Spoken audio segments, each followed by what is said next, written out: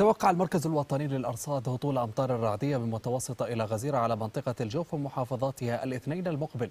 لمزيد من التفاصيل معنا مباشرة من سكاكا مراسل إخبارية عبد الرحمن البراهيم. عبد الرحمن، أهلا وسهلا بك معنا في نشرة النهار. هناك توقعات بهطول أمطار من متوسطة إلى غزيرة على منطقة الجوف والمحافظات التابعة لها. يعني كيف ترصد لنا الأجواء قبل هطول هذه الأمطار و يعني قدوم هذه الموجة من العواصف الرعدية والأمطار كذلك؟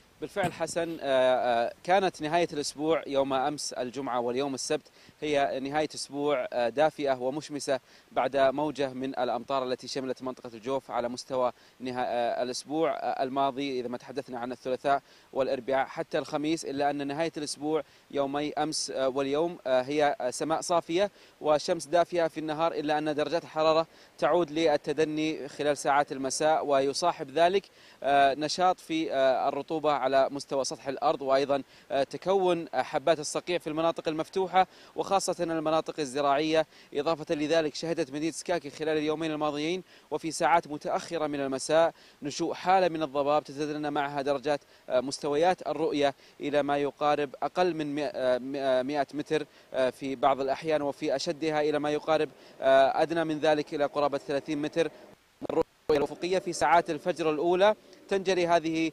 الحالة من الضباب خلال ساعات الصباح الأولى، وتعاود أيضا الشمس لتشرق في يوم جديد. هذه الأيام كانت أيام مشمسة ودافئة بعد موجة الأمطار، لكن الأهالي في منطقة الجوف يترقبون وفق ما أعلن المركز الوطني للأرصاد، وهو موجة جديدة من الأمطار وشدة البرودة خلال الأيام المقبلة يبدأ تأثيرها على مدينة سكاكا وبقية المحافظات بدءا من يوم الاثنين. يتوقع أن تشهد المنطقة هطول أمطار غزيرة تجري على أثرها السيول والشعاب والأودية، وأيضا تأثير واضح للبرد وتكون حبات الصقيع وتساقط طبعا للثلوج في بعض الأحيان على المناطق المفتوحة والأطراف الزراعية التي تشهدها منطقة الجوف ككل عام وفق موجات الصقيع الباردة. هذا المشهد لواحدة من تجمعات المياه شمال غرب مدينة سكاكا، والتي يتوجه إليها الأهالي ويتنزهون فيها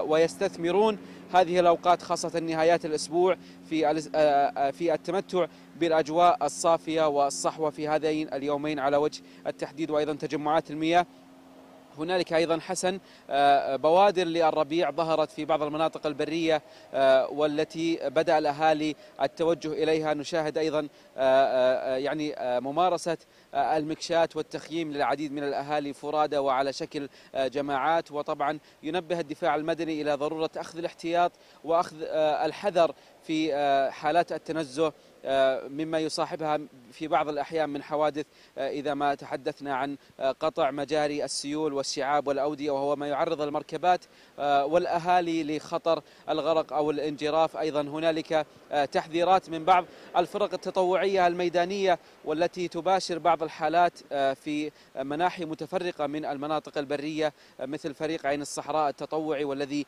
يساهم ويقدم خدمات جليلة في رفض أعمال الجهات الحكومية والرسمية في إنقاذ التائهين والعالقين في المناطق البرية وتوجيه النصائح. وفرق هذا الفريق أو أعضاء هذا الفريق المتوزعين على عدة مركبات مجهزة بأحدث التجهيزات وكامل التجهيزات للحالات البرية، والتي يباشرون من خلالها مساعدة العالقين في بعض المناطق البرية بعد موجة الأمطار. وأيضا يوجهون نصائحهم بشكل دائم لعدم الخوض في مغامرات قد تؤدي إلى تضرر المركبات والأهالي. وأيضا يوجهون نصائحهم في يعني عدم ترك السيارة في حال يعني أن تعلقت المركبة في أحد المناطق البرية، وهو ما يسهل عملية البحث عن الأفراد التائهين أو العالقين في هذه المناطق البرية. أبرز التحذيرات التي نعيد ونؤكد عليها نظرا لوقوع بعض الحوادث خلال مثل هذه الأيام هو عدم إشعال النار في الأماكن المغلقة، ومنها الخيام وبيوت الشعر، وهو ما يحرق الأكسجين ويحرم المتواجدين داخل المخيمات وداخل بيوت الشعر من التنفس بشكل طبيعي دون أن يشعروا بأي ضرر حتى يقع الحادث لا سمح الله بوفاة أحد أو الغياب عن الوعي بشكل كامل. هذه أبرز التحذيرات التي تصاحب طبعا مثل هذه الأجواء ومثل هذه مثل هذه الفعاليات التي يعمد إليها الأهالي في مثل هذه الأوقات من كل عام. شكرا جزيلا لك عبد الرحمن البراحيم، وسلامتك ما تشوف شر، تغطى زين ترى. وبعد شوي عندنا موضوع عن الأجواء والإصابة بنزلات البرد، فيعني يبي لك تتابع الموضوع يفيدك. شكرا جزيلا لك.